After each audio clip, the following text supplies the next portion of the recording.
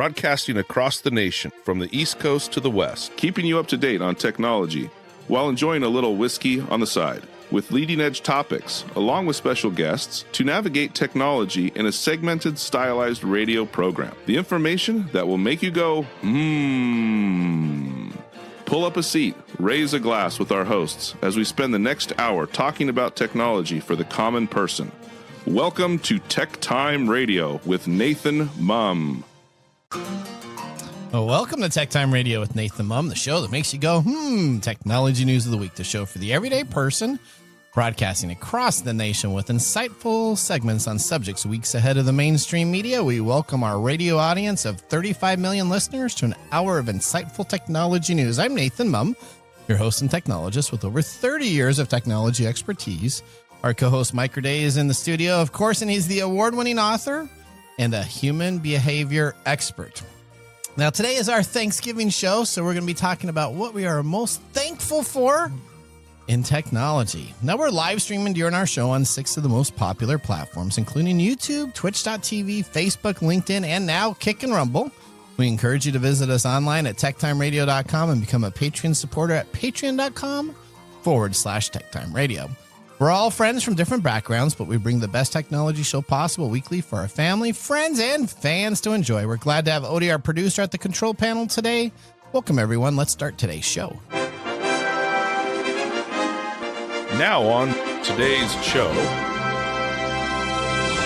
All right. Today's show is all about the turkey. Gobble, gobble. You know, we got a special sound effect that Odie's going to be playing during the show with the turkey gobble. So that will be interesting. We also have... You want to play it? Why the spoilers? There you go. That's that's very unique. Isn't that? That's original. So anytime in our turkey episode that she wants to jump in, she's going to play that, and then we'll all go silent. And then we'll let her say whatever needs to be done. There you go. All right. We have our special guest. So it's a episode for a holiday. So guess what that means we have on? There's one guest that is our holiday guest. Oh, he comes on for Halloween. He's the scariest guy I really like. He's the scariest guy you really like. We have Nick Espinosa back on the show today, so we're thankful for that. And you know what? I am thankful for the radio crew all here today, and of course, whiskey. Mike, what are you thankful for?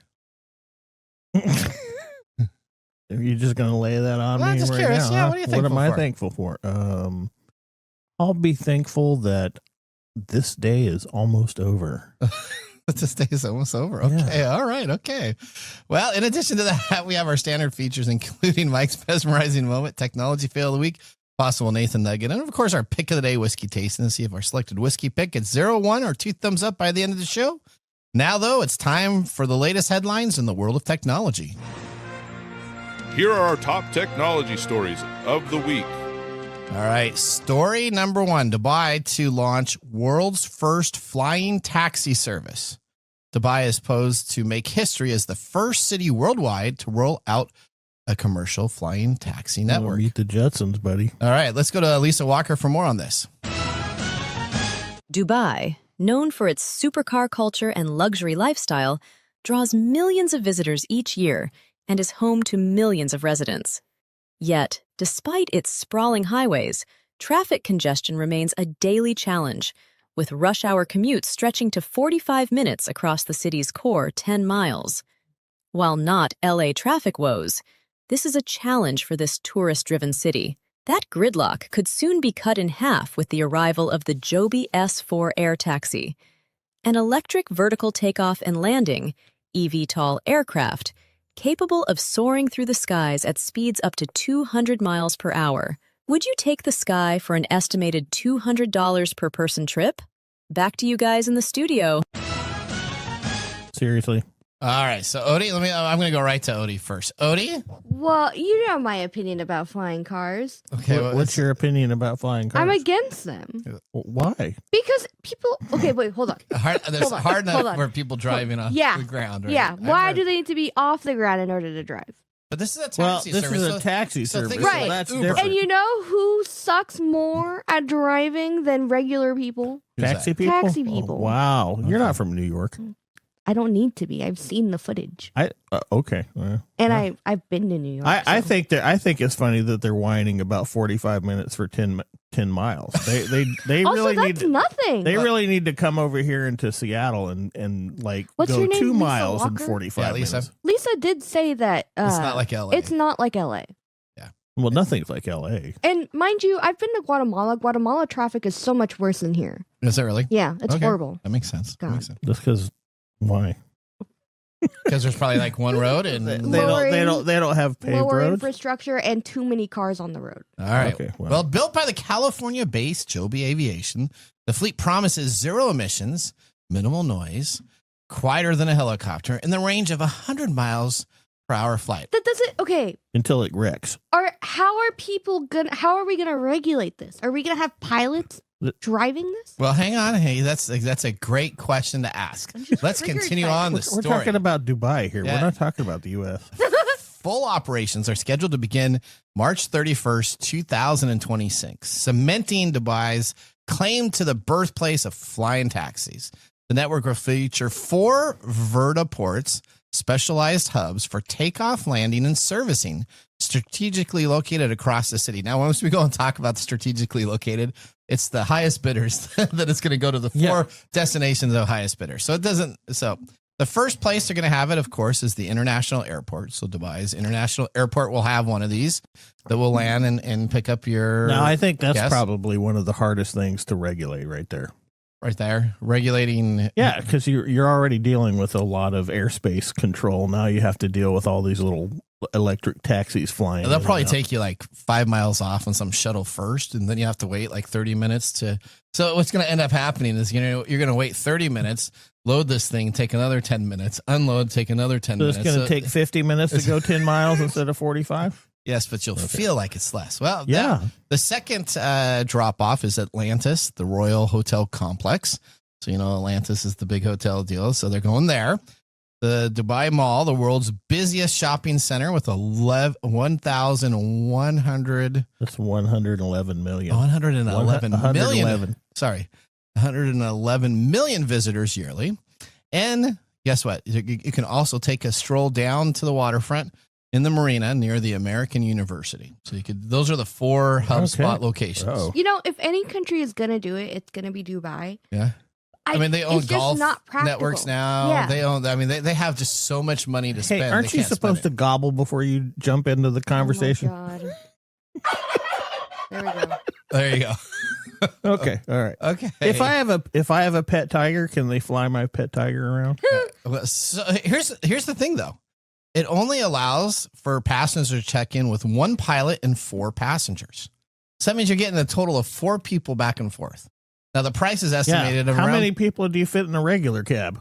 Okay, well, I guess it's the we same. it's not like a clown car.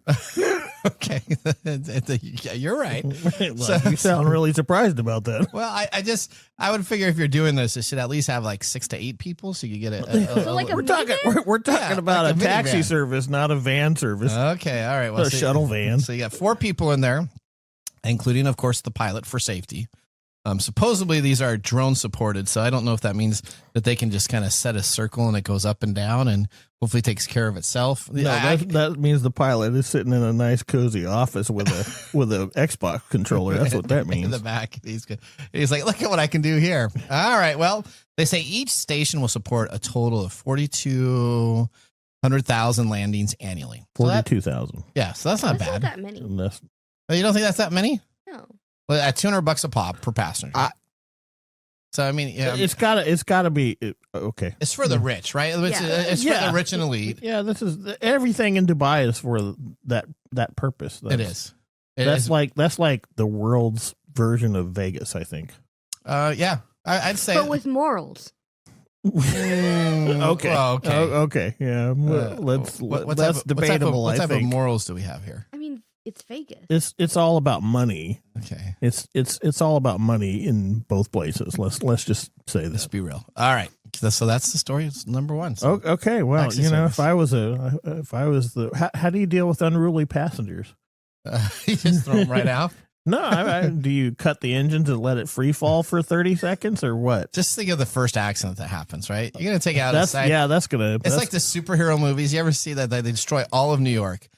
So that means you got like hundreds and thousands of people that would die in a superhero movie, but we just continue on following the main Avenger people, and we're happy for them. The whole sides of buildings are being collapsed, and it's like no big deal. So I guess when this falls from the sky and it takes out some office working location and such, it's like it's no big deal. It's we'll just continue on. Okay. I'm really glad that you found a way to put the Avengers into this story. It's usually Star Trek, but hey. You know what?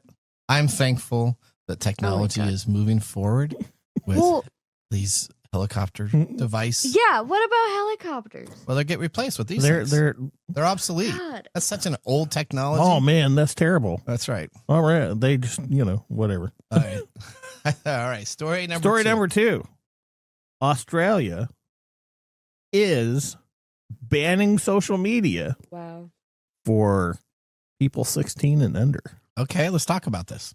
They are making headlines with a world first starting December 10th. Platforms like TikTok, Instagram, Snapchat, and YouTube will have to shut down teen accounts and block new ones. Parents will not be punished. Instead, the responsibility will fall on the tech giants with fines up to $50 million. Wow. Families are thankful for a chance to breathe. Okay. Well, why are they banning? Why do you think they're banning? Well, because clearly people log on to these accounts and they do stuff that they probably shouldn't do at a much younger age. So I've been talking about this forever, right? You have. So this should be like like you're thankful for them finally listening to you. I think this is probably one of the best things that anybody could do here. This is not because I just hate kids. Okay. Because I don't, but it's all the stuff that goes with it. But finally, a government study found that 96% of kids aged 10 to 15 are on social media, and most have already seen harmful content that includes cyberbullying, misogyny, eating disorder, grooming, which leads to depression and anxiety, addiction, things like that. More than half reported being cyberbullied. Parents are grateful somebody's finally stepping in to protect their kids' well-being. The ban covers 10 major platforms, while gaming apps like Roblox and Discord aren't included yet. YouTube Kids and Google Classroom are exempt, but the government says the list will evolve. Families can be thankful that risks are being reviewed, not ignored. Companies will have to use age assurance tools, IDs, facial recognition, or AI that guesses age. Meta has already started closing teen accounts, mistakes and all. Parents can be thankful the burden isn't on them to police accounts. It's on the platforms. Critics argue, of course, that teens will fake ages, which we've talked about. Okay. They will use VPNs, which we've talked about. Or they will feel isolated without online communities. Now, there is some concern there. Okay. Privacy concerns loom too, with sensitive data needed for verification, but the government insists protections are strong, requiring companies to destroy data once it's used. That's something to be thankful for in an era of endless hacks. Globally, Australia is leading the way, but Denmark, Norway, and France are considering similar bans, while the UK has toughened safety rules. So, yeah. Okay. That's a very drastic measure, but I think in the long run, it's probably the best. So you were talking about some concerns about teenagers being cut off. Do you think that if they don't have access to this, that will actually cause them issues? Or yeah, of course it will, because we have learned over time doing this that you can form tight-knit little communities online. Okay. It's not unusual for a person in today's age to have a friend that you've never met personally, that you talk to them regularly over voice, that you're gaming together, that you're doing things together, and you've never seen them in person. That's a more common thing there. So there is going to be a problem with limiting that connection. So I think, then I think the gaming communities may take a little step up, because you're still going to be able to game, right? So this is really just kind of they haven't done it this is for social media. So they haven't done it for Discord yet and things like that. So they're not fully taking that away yet. So then what's going to happen is all these Instagram platforms are all going to be the old person's platform, and then the young kids will figure out a new way to do something else that's online. I mean, that's what always happens, right? Probably. They always try to find a way to sneak out. They're gonna find ways around the rules. They always will. Okay. I'm curious about the maybe learning aspect of it, because growing up, we've often looked up, I don't know, stuff on YouTube that's educational or life referencers or whatever, blah, blah, blah, blah. Oh, how are they going to regulate that? Who knows? How, you know. I don't know. I am kind of for it, though, because there's a lot of... There's a lot of cyberbullying, There's right? a lot of cyberbullying. Also, the attention spans that are so different with the kids that are growing up now is insane. Yeah. Like you were talking about it, how nobody in a meeting can, like Gen Z, can pay attention. I don't think it's that bad with it's Gen bad. Z. Like Yes. 5 minutes in, But it's, everybody's like, That's what I'm I need thankful my for. shot. yes, That's what I'm thankful but for. it's I'm too poor not- to pay attention. it's not as bad as the kids that are currently in school, like grade school right now. Okay. Yeah. So it's going to get worse. So soon we're going to have like a 30-second ad now that runs on. That's too long. It is. That's what they're too saying. long. They're saying that now for ad time, they're trying to get it down to 15 seconds. Yeah. Yeah. Because 30 seconds is now considered too long. A minute, they say that a minute commercial does nothing anymore because people tune it out. Yeah. How long were commercials when we were kids? They were 60 seconds to 90 seconds, depending on which I show would they say were. 90 seconds is the average. Up to 2 minutes. It I could think. be up to 2 minutes. Yeah. Yeah. Well, I mean, that's all part of what we have been doing socially with the advent of technology. You know, we sit here and talk about how technology is awesome, but the problem with it when it intersects with humans is often the benefits are outweighed by the negative side effects. And social media is one that I have been kind of complaining about for the last few years. You know what? We're thankful that they finally listened to you. Thank you, Australia. I appreciate you listening to me. I know that I am the awesomest guy to be talking about this stuff. So thanks, Australia. That's right, there we go. All right. Story number 3. Would you like to run? Let's move on from my awesomeness. No, you're so awesome. Okay. All right. Yeah, but let's go. Let's go. All right. Would you like to run with little to no effort? Nike thinks so. They just might make you thankful for robotic shoes. Okay. So let me just tell you. You remember? Okay, so when we were kids, we thought that tennis shoes would make us run faster. Yes, we did. Right? So it was like, so they would come out with Nike stuff, the white Nikes with the little red end on it. Oh yeah, yeah. So we would buy sneakers to think that we were going to run faster. Now we actually have that. So Nike just unveiled Project Amplify, a futuristic shoe with built-in robotics designed to help everyday runners and walkers go further with less effort. Think of it as an e-bike for your feet. A lightweight motor, drive belt, and battery cuff work together to mimic your calf muscles, giving you a boost whether you're jogging or just strolling. The carbon fiber shoe can even be worn without the robotic gear. Yeah. Nike One says step closer to.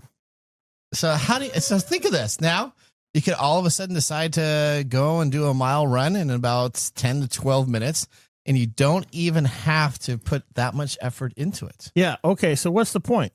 What's the point of doing a mile run then you don't have to put any effort into it? Well, do you still burn the same amount of calories? No. You don't think so? I don't think so. If you're not using it for if you're not putting all the effort in, you're not getting the same benefits. So are they like boots that you pull on? So they have a whole strap. Yeah. So absolutely go take a look. There's a strap behind the back that you can loosen and not have it be there. So it has the logic of when you're moving it to move your foot back and kind of move it forward, but you can disable this. That's been tested by 400 athletes. It says it's not for pros, but it's for the everyday person to help them move more. Yeah, to help with endurance. Yeah. Because once a person gets tired and they don't want to do it, that's where they stop. But if a machine is forcing you to keep going, I do think it's a bit excessive because I don't really see it that way. You know? Of course, you know. I don't think it'll help. I'm not an though. exercise physiologist, so I don't exactly know. But if I am using something to make if I go out and I run 5 miles a day, which I used to do. Okay. I used to be able to do that. Okay. I would run 5 miles a day, right? And that would build up my endurance over time. Right. So I would build up endurance. But what if this helps you start again? Now, I can see it for people that have medical issues like myself. Like my knees are gone from years and years of martial arts. I have arthritis in my hips. I'm fat. we like to say big boned. No, it's not big bone. I'm fat. I got fat. All right.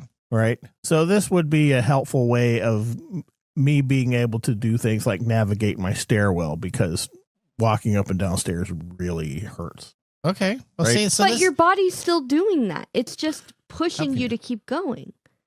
No, it's just making it easier for me to do it. It's like an e-bike. I love e-bikes now that I've been on one. I was at one over in France. I've never been on an e-bike before. Oh my gosh. If I can pedal 3 rotations and get me much further than I was. Yeah.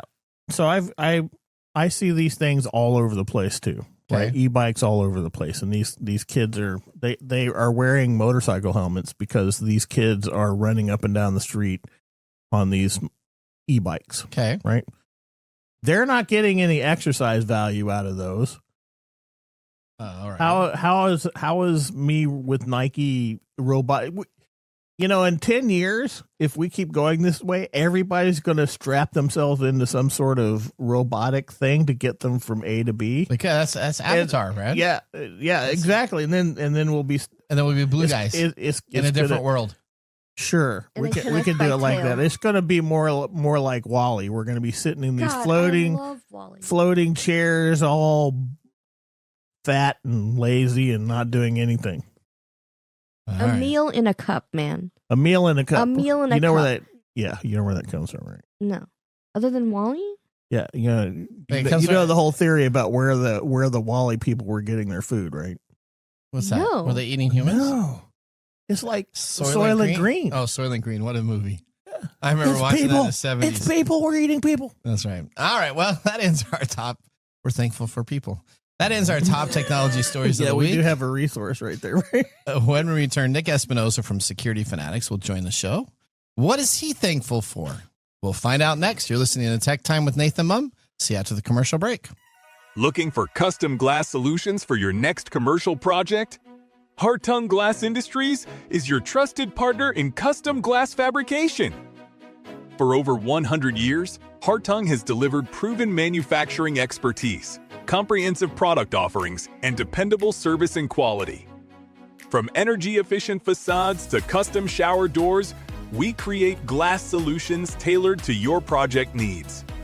With 8 facilities across the U.S. and Canada, we combine national expertise with a local touch-ensuring faster service and unparalleled customer care. Hartung Glass Industries, where quality meets innovation. Visit hartungglass.com to learn more.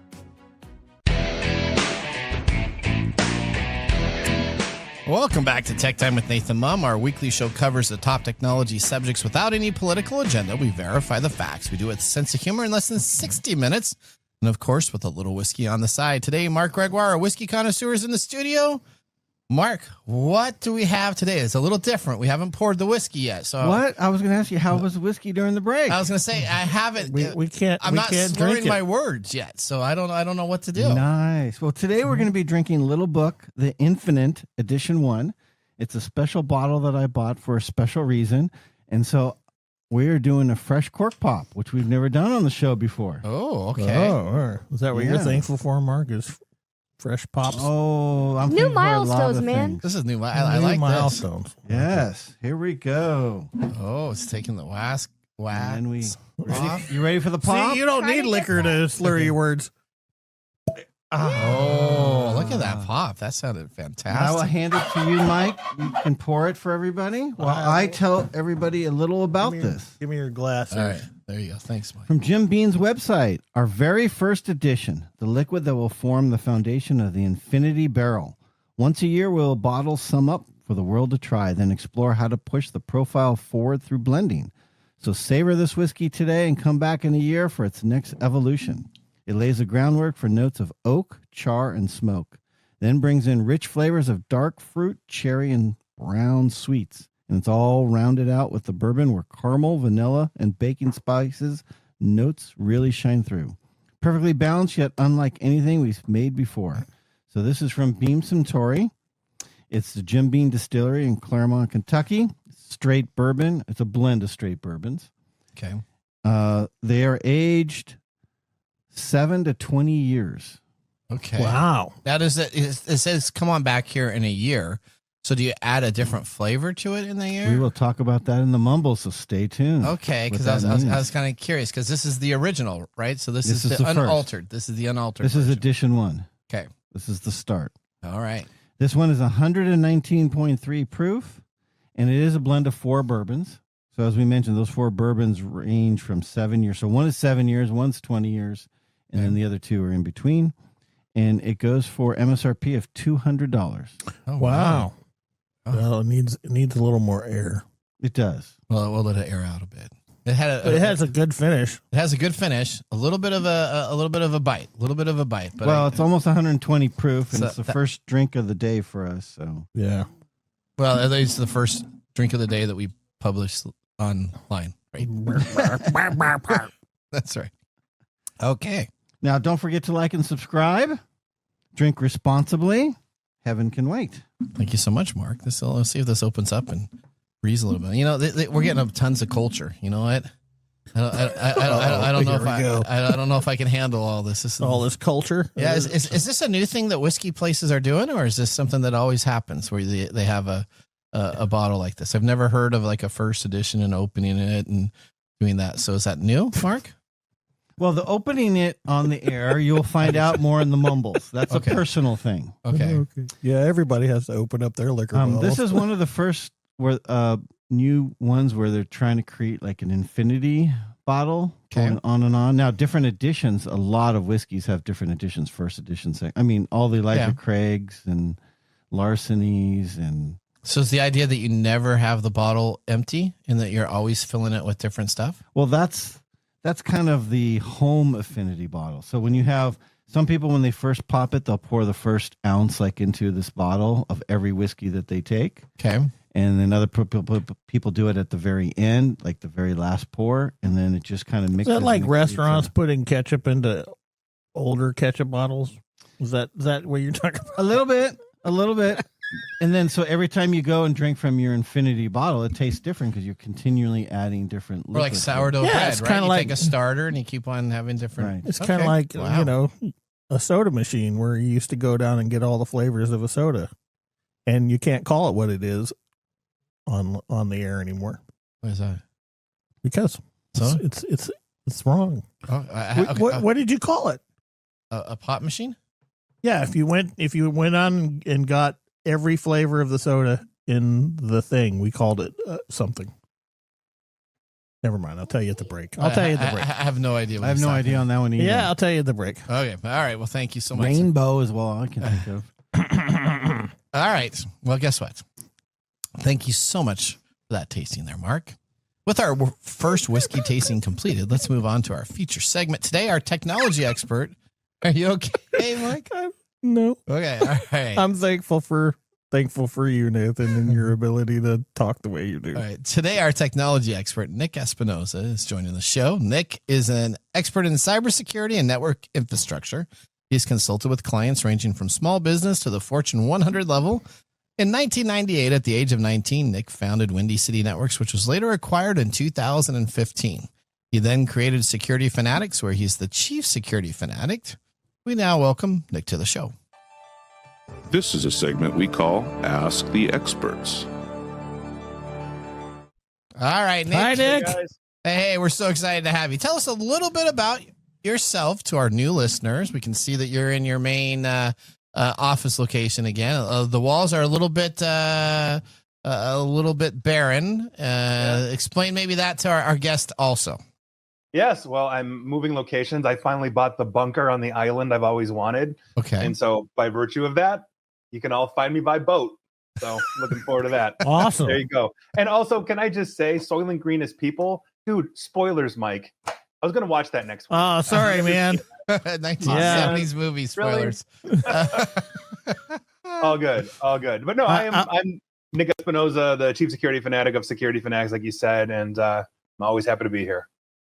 Whatever you do, if you're going to watch a marathon rerun, don't rewatch Running Man with Arnold Schwarzenegger. Wow. That was, the new movie's coming on out, so I went back to watch that. How does that have anything to do with Soylent Green there, buddy? Well, I'm just saying old movies, when you sometimes go back and watch them, wow. I just watched Smokey and the Bandit yesterday. Well, some of them are fun and some of them are good. But when you start using technology and you're trying to do this end of the world scenario, and yeah, okay. All right. Well, Nick, you know what? Let's talk about things that we're thankful for, right? You know, this is our show. And today we are talking about everything that we're thankful for because it's our Thanksgiving episode. So I'm sure you have many things you're thankful for, right? Yes. Yes, I am. Okay. Yes, I am. All right. So let's talk about with some of the few of your top items. Nick, what is your most important and thankful item that you want to share with on the show today? Sure. And obviously, for the record, audience, we are keeping this in the cybersecurity world because I'm thankful for other things outside of that as well. But I am actually really thankful for what is known as the CVE database. And this is the Common Vulnerability and Exposures Framework, or CVE. This basically assigns a unique record to every reported vulnerability on the entire planet. And it's been around since 1999. Essentially, what this did was it codified the entire world on the same platform for understanding what vulnerability is. It's so unbelievably important. And we take it for granted. And this year was no different in terms of taking it for granted, except earlier this year, while the Trump administration's DOJ was doing everything, they were doing their thing to like cut and slash absolutely everything and shut down government departments and all of that. The funding for the CVE was actually cut. Now, the CVE is run by an organization called MITRE. They're like a quasi-governmental organization, and their funding comes from the U.S. government. Now, at the 11th hour, due to please, I actually put out an entire PowerPoint video on why the CVE is like the most important thing ever. It got temporary funding back. And so we're running on temporary funding right now. But if that goes away, this is a huge problem. So it really underscores the need to have this funded, around the world. But I'm really thankful that this database exists because, again, common vulnerability is so unbelievably important. When the North Koreans hack something, we now all know exactly what that vulnerability is and how to treat it thanks to the CVE. So super, super important. All right. This sounds like WebMD for tech stuff. Well, I don't know. WebMD is maybe not. Maybe WebMD is the wrong reference, but everybody's dying on WebMD, right? Well, and depending on the CVE, you're dying too technologically. So okay. So I'll take the analogy. Okay. I'll take the analogy. Although I will say this, WebMD did tell me I was dying at one point in my mid-20s. I woke up basically it's the day of one of my best friend's weddings. And within an hour, I was on the floor writhing in pain. And like a nerd, I didn't call 911. I crawled to my laptop and I went to WebMD and it told me my appendix exploded. And I am grateful my appendix did not explode and I had a kidney stone. But but that's what WebMD does. It tells you you're dying anyway from whatever. Oh yeah, every symptom you have. Every symptom. And I have headaches. You got brain cancer. Okay. And then go see the doctor. It's always with the caveat. Oh, go see your doctor. So here's all the advice I'll give you, but I really can't give you any of the advice. So go see your doctor. All right. I'm sure though that is something that you're thankful for. Thank you for that expository there. Well, I appreciate that. Maybe I just looked at an MD. I had a little rash that I was looking at. I'm trying to figure out what I did. You had malaria, right? I do. There you go. All right, Nick, I'm sure there's something else internationally on the international level that you would be thankful for, right? What do we have here?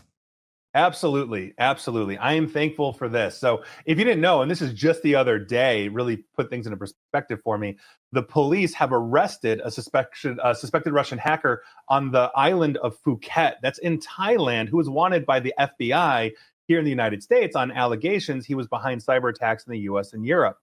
This really, I think, to me, puts things into perspective because I am grateful that we have a ton of international law enforcement cooperation around the world. We have Five Eyes, we have Interpol, the FBI coordinates with, all of the various agencies in Germany that are federal. And we are able to basically go after criminals wherever they are. This is a guy that, left Russia, was being tracked by international law enforcement on behalf of the FBI, landed in Thailand, and the Thai authorities in cooperation with everybody else basically arrested this guy. I mean, I think that really shows that whatever the state of the world, most countries are still united by a common legal framework that will not shelter cyber criminals. And I think that's great. And we have some outliers, we all know the Russias and the North Koreas of the world.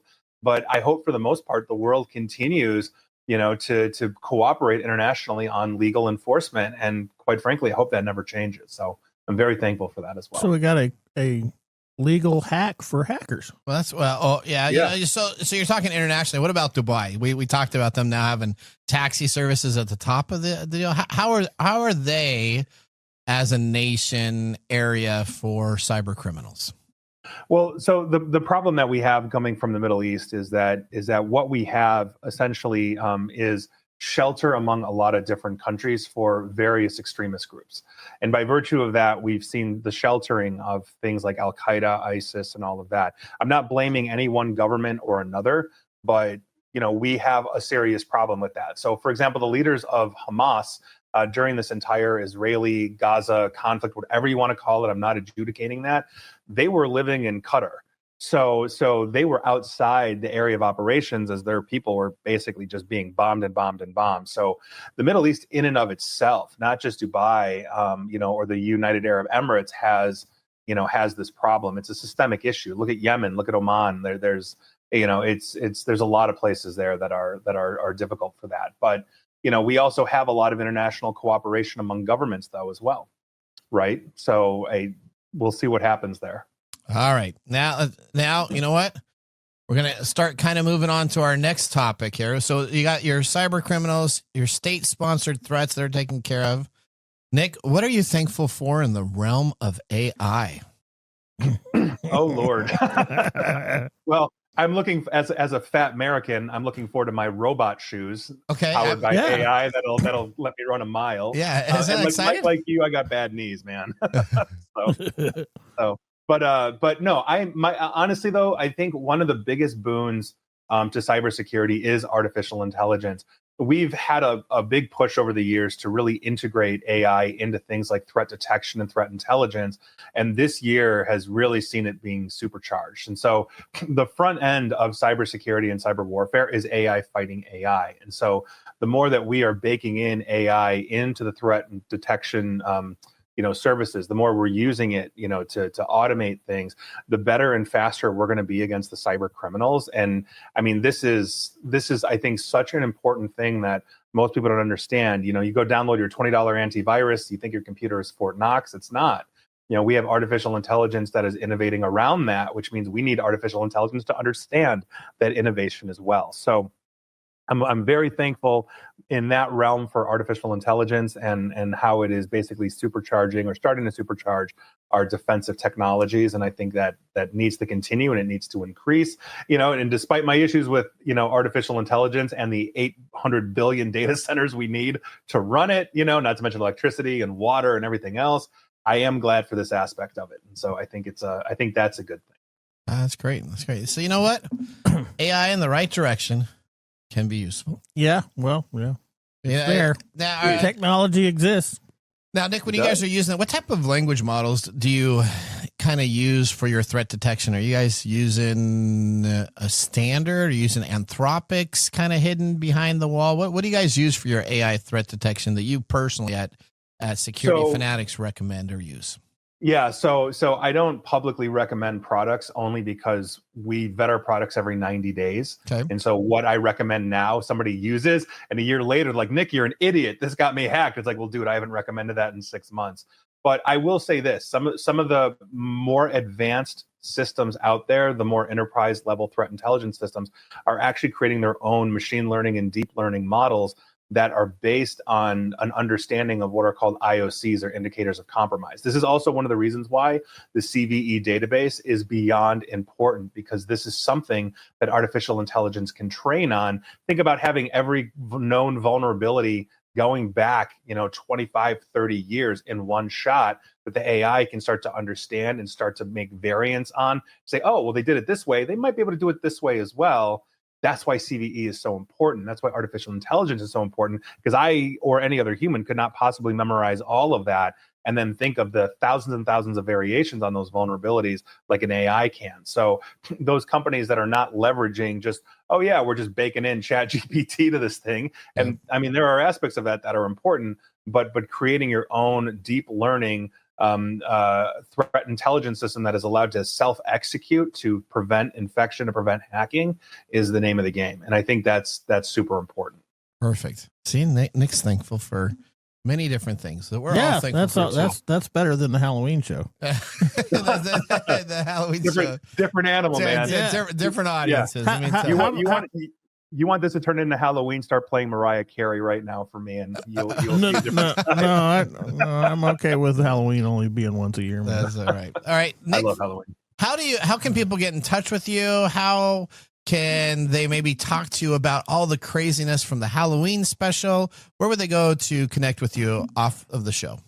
Yeah. You can like, share, follow me, Facebook, Twitter, LinkedIn, YouTube /Nick Espinosa. It's mostly /Nick Espinosa or /Nick AESP on your social media platform of choice, except for TikTok. Never TikTok. But other than that, come hang out. I love saying hi. All right, Nick. Until you're in Australia.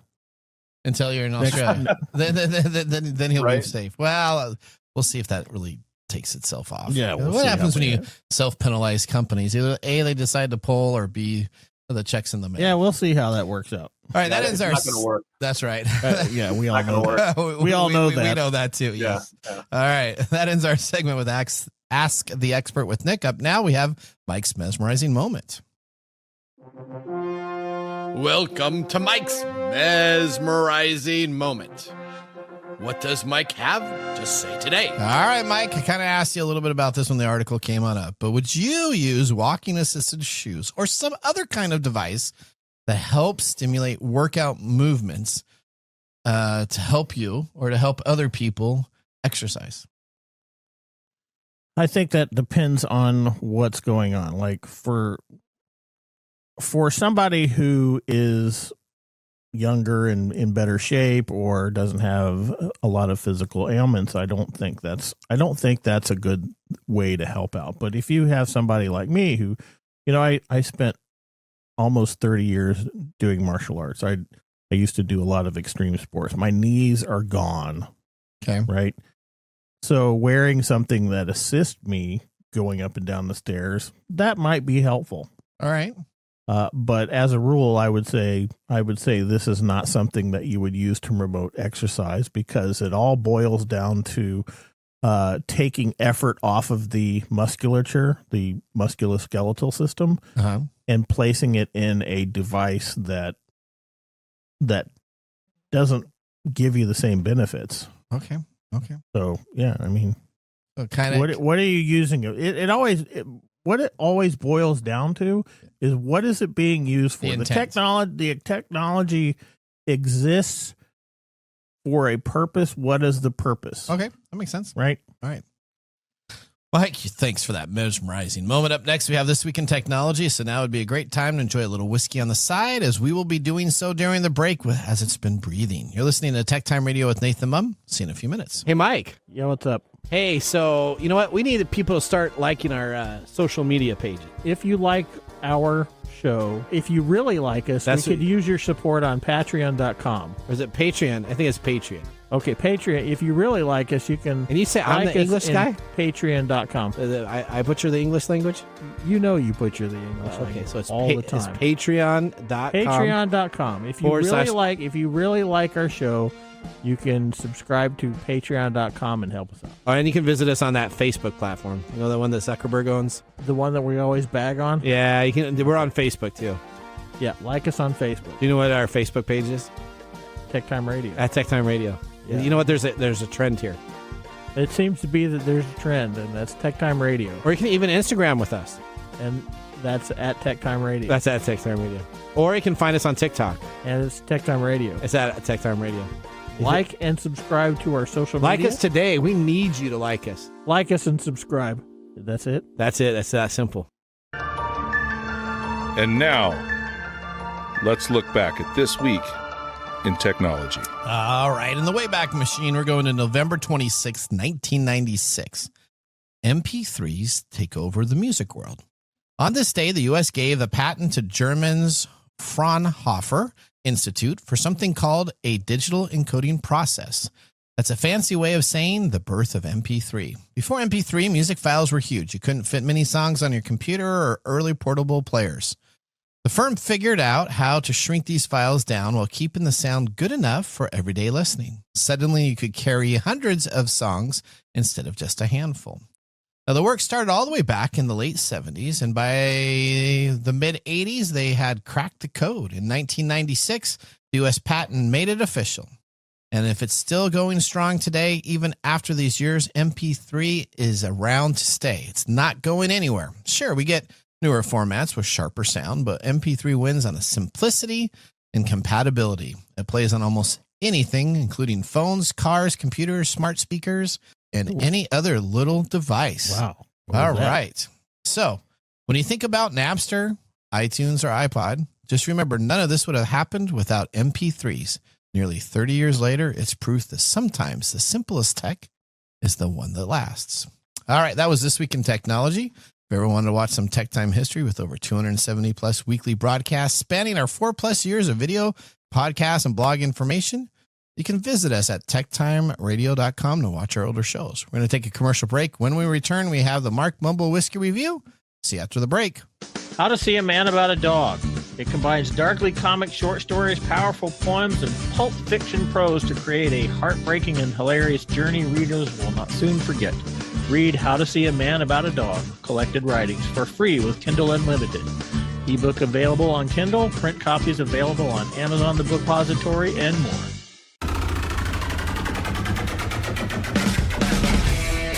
The segment we've been waiting all week for, Mark's Whiskey Mumble.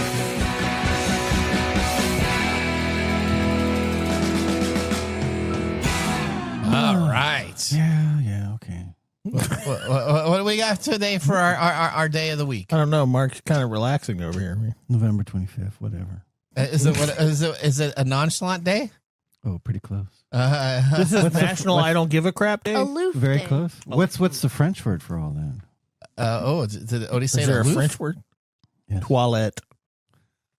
I don't know. What is it? Blase Day. Blase Blase. Day. Okay, well. Blase. You do blase Day. very well, Mark. Thank you. It's a wonderful, weird holiday clearly invented for Mike. A What? day when the effortless worldly can roll their eyes at anything that fails to meet their impossibly high standards. So go ahead, revel in calling things meh. Enjoy being unimpressed. Take comfort in not pretending anything is amazing like AI. Today, being delightfully underwhelmed is the point. Yeah, I think that's a mischaracterization, buddy. I want to yell people to get off my grass, except I have to do it at the city park because I don't have a lawn.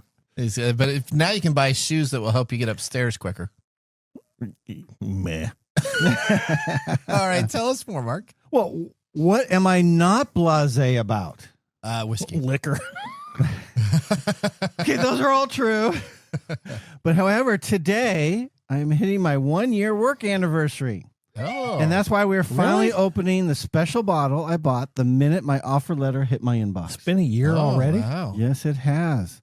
Man, I I've hate been getting staring at this for 12 long months, and now I finally get to crack it open and share it with my friends here today.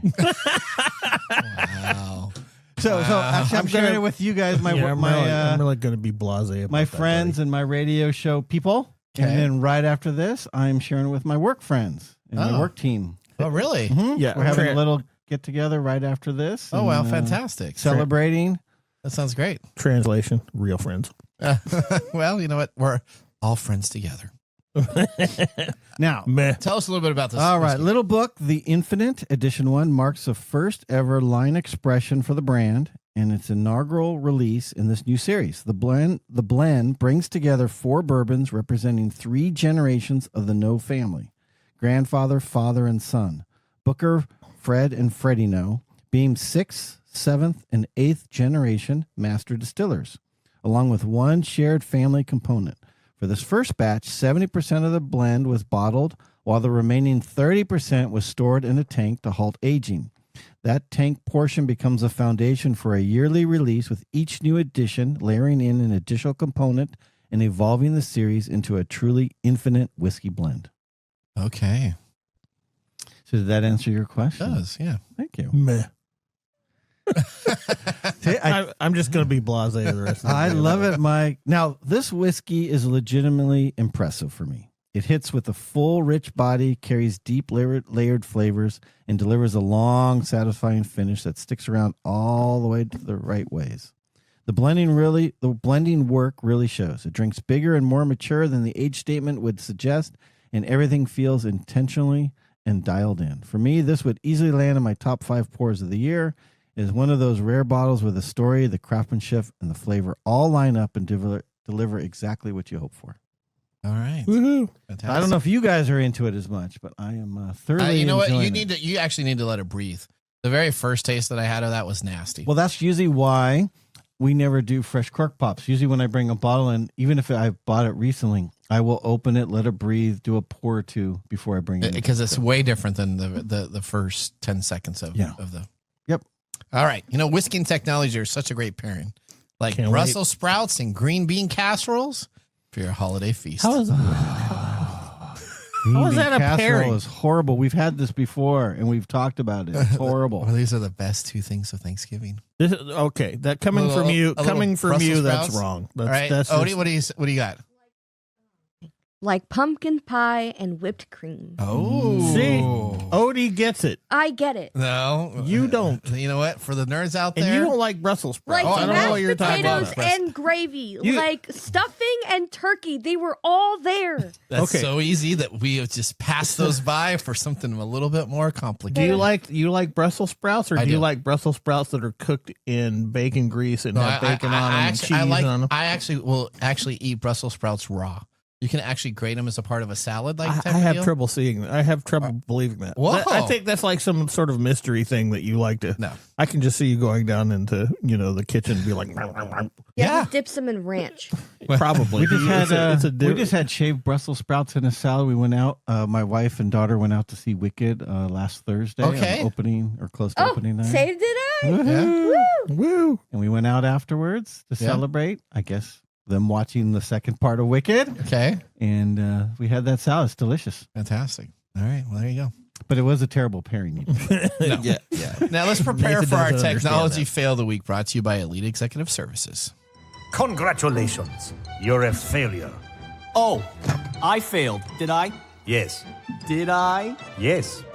All right. Well, there we go again. It's the MP3s coming on in here for us. All right. Well, this week, I'm thankful for companies pulling products that are not geared toward their intended audience.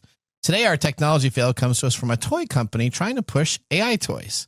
Sales from an AI-powered teddy bear that's been suspended after alarming safety concerns. Freddy. Now, the company behind the toys, called Foil Toy, pulled the product from the shelves following a customer's watchdog report.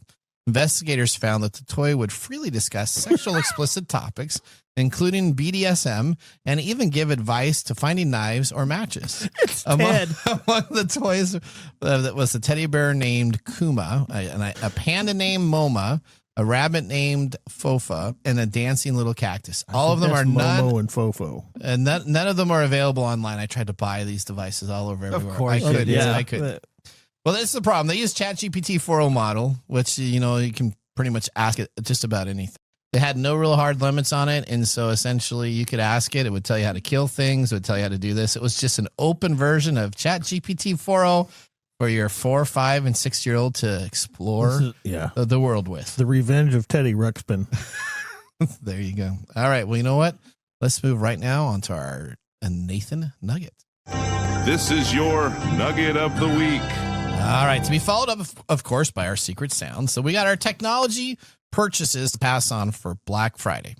Okay, so let's talk about it. This is the time that you can purchase and probably would like to purchase a laptop. This is the time to get a good laptop at a steal of a deal. There's the Apple MacBook Air, which is under $950 for Black Friday's sales on Amazon. You can buy a Dell laptop, 14 plus for $749. That was like $1,200 just a couple weeks ago. And you can even buy a budget laptop for a Dell 15 laptop that you can see a Dell Inspiron anywhere between $299 to $399, normally sold for $799 at Best Buy. Do take a look at some cell phone deals, but do not purchase a new TV. This is not the time to purchase a TV.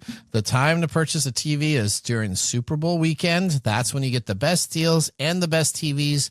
If you purchase a TV now, you're going to be purchasing about the same sales price that you would have gotten for Super Bowl of this year at the same price point. So do not do that. But now let's move on to our secret sound.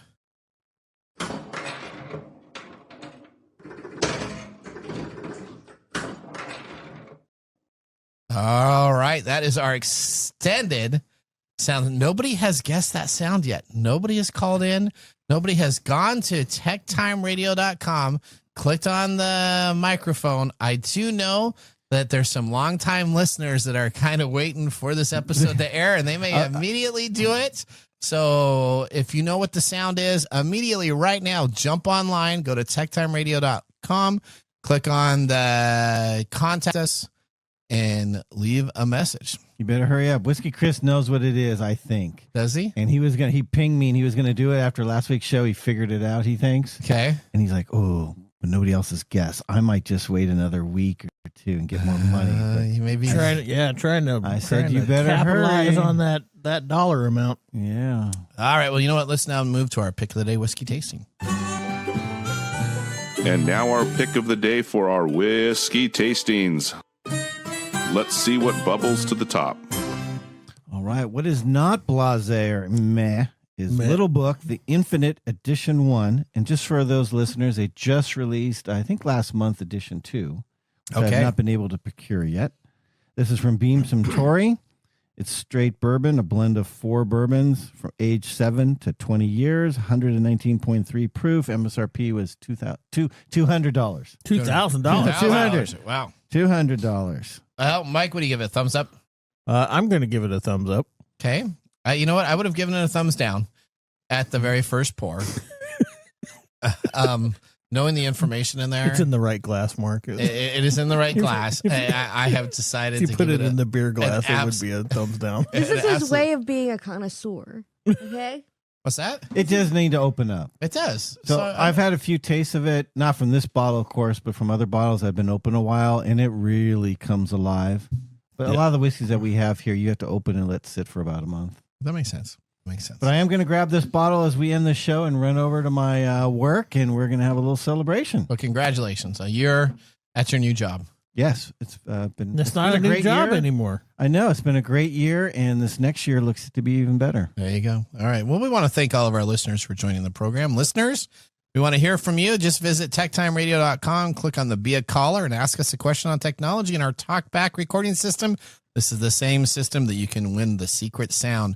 We're up to $25 now, $5 each week. It keeps on going up and up and up and up. We want to grab that for the holiday time. You know what? Thank you so much, guys. I am thankful for my great staff here at TechTime Radio. Oh, we're staff. Okay. Yeah. Okay. Oh, boy. Okay. Boy. You know what? I'm not sure if that's very revealing. You know what? From all of us, you know what? Have a great Thanksgiving weekend. Later. Bye-bye. Thanks for joining us on TechTime Radio. We hope that you had a chance to have that moment today in technology. The fun doesn't stop there. We recommend that you go to techtimeradio.com and join our fan list for the most important aspect of staying connected and winning some really great monthly prizes. We also have a few other ways to stay connected, including subscribing to our podcast on any podcast service, from Apple to Google and everything in between. We're also on YouTube, so check us out on youtube.com/techtimeradio, all one word. We hope you enjoyed the show as much as we did making it for you. From all of us at TechTime Radio, remember, Mumm's the word.